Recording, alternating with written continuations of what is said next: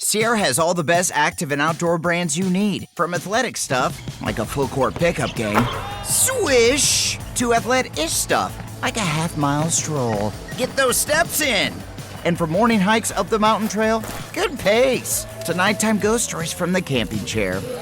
What a twist. Whatever level of active, Sierra loves it all. Head to Sierra or Sierra.com for the brands you want at the prices that let you do it all. From athletic to athlete-ish, Sierra's got it. Planning a wedding shouldn't feel overwhelming. The Knot brings everything together in one place. Vendors who get your vibe, a custom planning checklist, guest list tools, and a free wedding website that syncs with it all. So instead of juggling a dozen apps and spreadsheets, you can actually enjoy getting married. Get started at theknot.com/audio. The Knot. Let's plan your wedding together. For those who know that questioning everything includes questioning this show's existence. The Last Show with David Cooper. The Olympics, are they a time for some of the world's best athletes to compete in the sports that they've been training so hard at, or are they a time for people to get nasty? The Olympics or the Olympics? There's a lot of sex stuff going on out there, and honestly, I'm not surprised. I'm joined by media personality Caitlin Green. You can hear her on the Jan Arden podcast. Caitlin, first of all, welcome in. Second of all, sex at the Olympics? This is a story, this is a headline every single year, and it's because of the condoms that they give out in the Olympic Village. And it's a lot of, think about it this way, very young, very fit people who are, potentially wearing some version of a unitard or less. And I think that it kind of makes sense that they would all be like hooking up in their dorms. You can't say unitard on the radio. Look, think about it. It's young people, beautiful people at top peak physical fitness. They got all, and they work so hard all year. Finally, they're done their sport, and they're just in a village with other like-minded people whose singular focus in life is their sport. All of a sudden, they've got the free time. All of a sudden, the event that they've been training for 4 years is over. What do you think they're going to do in the Olympic Village? Yeah, this happens all the time, and it's happening right now in Milan. And the organizing committee had to release a statement saying that condom supplies in the Olympic Village were temporarily depleted due to higher than anticipated demand. And they said they would be constantly replenished until the end of the games. So, for context, during the opening ceremony, they distributed 10,000 condoms, and the athletes had used them all that first weekend. They use them in 5 minutes. It's funny that they know that there's a high demand, and yet still they exceeded that high demand, exceeds expectations. It's so funny to me that the Olympic Village is just like a wild party after. But if your sport's on the last day, that must suck for you, because I feel like they don't party until they're done their event. Yeah, I think that's probably true. And also, then there are always the athletes who would avoid sexual activity before a competition. Or some people who would want to have sexual activity before a competition. Some athletes have talked openly about feeling like it actually affects their outcome, their performance. Oh boy. But I also wanted to note that I think this has something to do with the rabid hunt for merch amongst young people, because the condoms were wrapped with the Milan Cortina Olympic logo. So I actually think that if 10,000 condoms were quote unquote used, that 5,000 of those would have been kept just as a souvenir. So they should have just branded them with whatever condom brand. They shouldn't have passed out Olympic condoms, because people, of course you want to take that home. Of course you're taking an Olympic condom home with you. And they were the 5 colors of the 5 loops of the Olympic logo. Yeah. But this isn't the only sex thing going on at the Olympics. There's a German bobsledder who gave credit to an unlikely source to fund her Olympic run. Walk me through this one. Yeah, she's a German bobsledder named Lisa Buckwitz, and she ranked 6th after 2 runs recently in her competition. And she said that she has spent at least $60,000 per bobsled season on equipment, training camp, and travel. And so after she won the women's bobsled in 2018, she posed on the cover of Germany's version of Playboy magazine. And she decided, there's obviously a lot of interest in me, and I'm going to need to fund my bobsledding dreams, so I'm going to get an OnlyFans. So she went out, got an OnlyFans. It has been wildly successful. I'm sure she's garnered a lot more followers since her run during the Milan Olympics. She charges $200 a year for a subscription, and access for 3 months is $60. That's a high rate. Don't they? Not that I would know. It's a friend who told me this, I'm sure. But isn't it usually cheaper to subscribe? $200 a year seems like a lot. Yeah, I failed math, so I don't know what that breaks down to per month. But yeah, $60 for 3 months, like $20 a month. If you're really into her, I don't know. Like It's $16.67, I think. I didn't just do the math, I swear. I think that's not bad. But I also don't know what she's showing. And this is the other thing. So a lot of people hear OnlyFans and they assume that there's a lot of really explicit stuff going on. Some of the more, like, I guess, public figures that aren't just straight up content creators for OnlyFans, if they have another life and this is funding that, a lot of the time it's like artistic nudity. So it'll be like her with her bobsled and like a piece of sheer drape, purposely placed somewhere. I'm just paraphrasing here. But so I don't know if she's going full nude, but $16, that's a couple coffees. I love that. There is something sad that she's probably a little bit more well-known for the OnlyFans than for the bobsledding, and yet the life is dedicated to the bobsledding. The OnlyFans serves the bobsledding. That is dedication. I will say that. Mm-hmm. And also, too, like if you're just if you're a young, hot German bobsledder, like, I don't know, you got to do what you got to do. Can we talk about this Norwegian? Well, first of all, we got to talk about biathlon because every 4 years, this sport hits me like a ton of bricks. Mm-hmm. I love it. It's like, of course we would mix cross-country skiing and shooting the biggest gun you can imagine at a target and call it an Olympic sport. Mm-hmm. Those two activities are so obvious to combine. Of course. And then it's like triathlon, okay? That's biking, running, and swimming, okay? They're sort of like, they're taking the three sport title and they're saying these are the three most important sports. These are the three most obvious sports.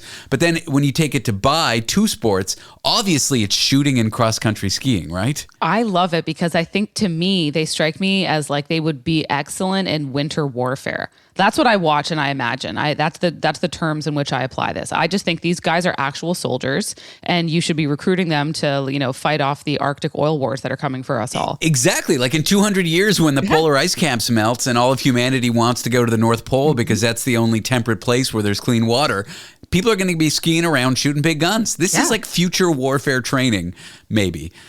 But let's talk about this Norwegian guy. He wins a bronze. And so, of course, the reporter puts a mic in his face after his big win. And he starts off kind of like, the usual thank yous, my coach, blah, blah, blah, blah, blah. But then something very odd happens. Yeah, really odd. He decided that he was going to break down emotionally and apologize for cheating on his girlfriend. He just cops to having recently cheated on his girlfriend, talking about how much he regrets it and that he wants to get her back. And he uses this moment to sort of shoot his shot with her. And it doesn't pan out for him. No, he says, I had the gold medal in life. That's the girlfriend.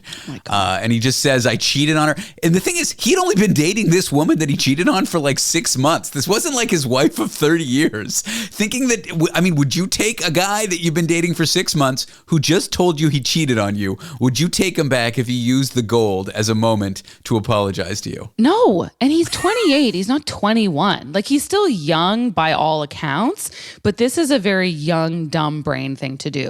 To cheat on someone you've been together with for 6 months and then to sort of create this viral moment at the expense of her embarrassment. That's really what it is. Yeah, because then the cameras turn on her. Everyone wants to know, like, who's this woman? Who's, he's basically made a spectacle of the whole thing. 100%. And so she doesn't take him back. Then he's asked about it endlessly at follow-up press conferences, which of course he is. You just cried on camera about cheating your girlfriend after winning a medal in the Olympics. Biathlon medal.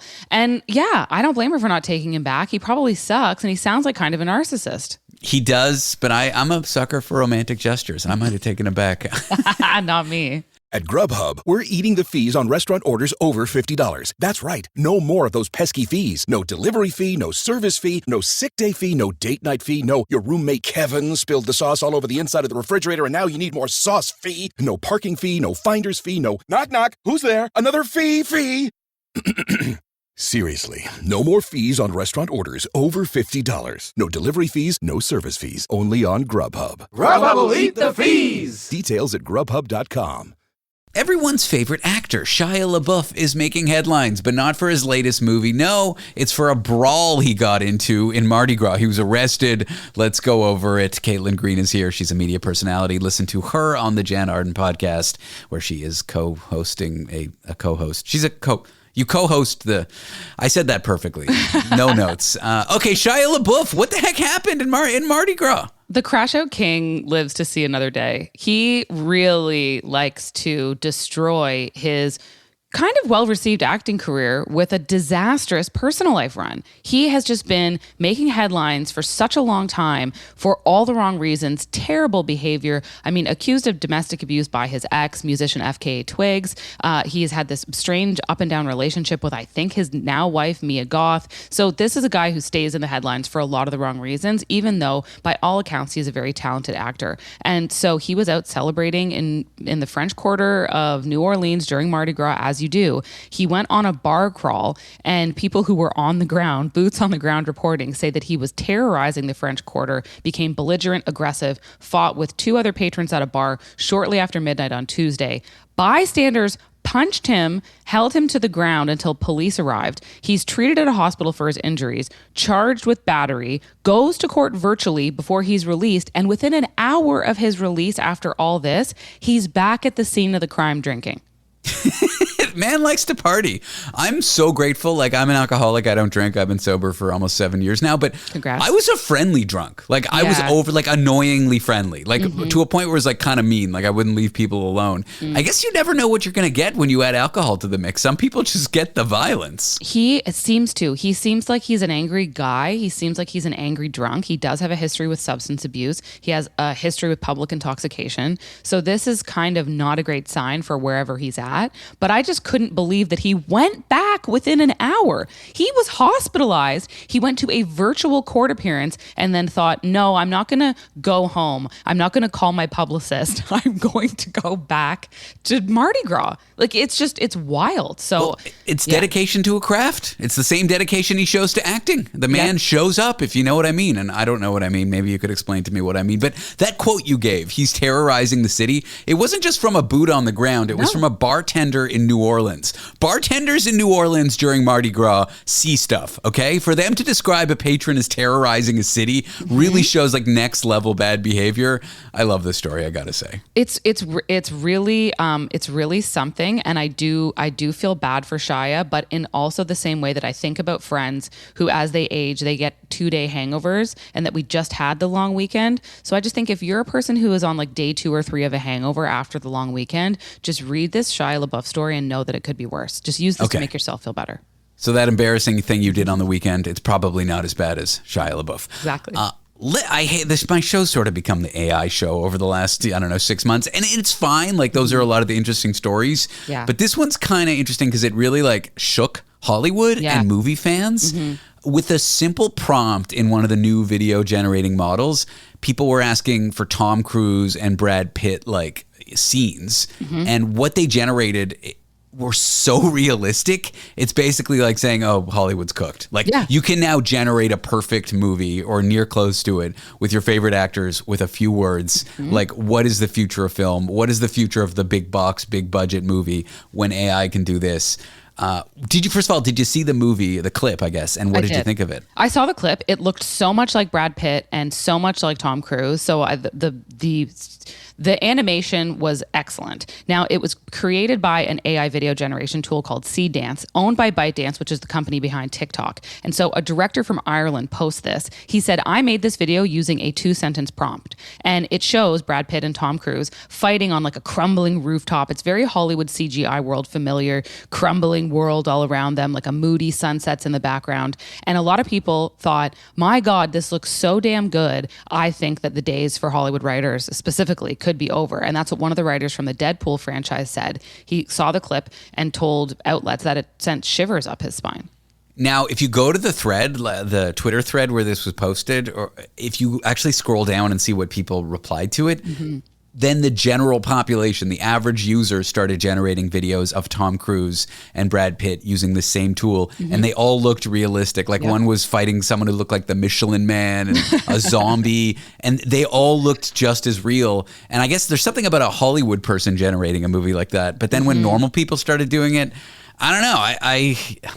I do think the writers might be safer than actors. Like good writing, I'm not sure AI is there yet, but a good generation of images and actors on screen, like... the scary thing is you won't know the next Hollywood blockbuster you go to in the next 3 or 4 years. Like, you won't know how much of it is like VFX AI and real acting. It'll be some combination thereof. Yeah. So, and that's the part that for me, like my hot take when I saw this as well was that like I respect that one of the writers from Deadpool is concerned about this. And it is worth noting that negotiations have just started again between studios and the Screen Actors Guild. And they're going to include demands for guardrails on how and if studios could use actors' likeness. So expect someone like, say, Brad Pitt or Tom Cruise to have to copyright their own AI image, right? And then they could conceivably say, I don't want to do reshoots. You can use my AI. Like there are ways in which I could see this being used. But if you are the writer of Deadpool, I would counter, your movies were basically this anyways. Like they've been using CGI so much in the Marvel universe, in the summer box office takeover that has become the whole film industry, that I'm just like, are you surprised that this is the natural progression of things? That nobody who likes those movies is going to care if it's Brad Pitt or his, licensed AI. And I think that's sort of the problem. And being the person that I am, where like those movies don't do much for me. I'm much more of like an indie film person. I am much more of like, I would rather see something by Paul Thomas Anderson than I would rather see something from, DC Comics. That's just me. So I'm like, I'm not surprised. My butt has not been in the theaters every summer for some time now. And it's because I really think that their movies already look like this anyways. Interesting. So this AI use of CGI versus manual CGI generated by a bunch of nerds at a computer screen, the way it was done before, it's just the natural progression is your argument. Yeah, for me, that's how it feels. Again, but I think for the industry itself, they are really going to have to reconsider how this affects actual jobs, actual people's jobs. And I think that's probably why AI is being discussed on your show so often, is because you have to figure out how many people are going to be jobless as a result of this.